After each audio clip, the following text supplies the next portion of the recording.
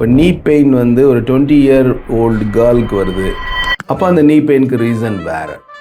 உள்ளே இருக்க லிகமெண்ட்ஸ் ஏதாவது போயிருக்கும், அந்த மாதிரி இருக்கும். ஒரு 40 years 45 yearsல ஒரு நீ பெயின் வருது அப்படின்னு சொன்னால் அவங்களோட ஒபிசிட்டி இன்டியூஸ் ரீசன் அந்த மாதிரி இருக்கலாம். அவர் ஏதாவது ஒரு ஸ்ட்ரெயின் ஆகிருக்கலாம், ஒரு ட்ரோமா ஆகிருக்கலாம், அதில் ஆகலாம்.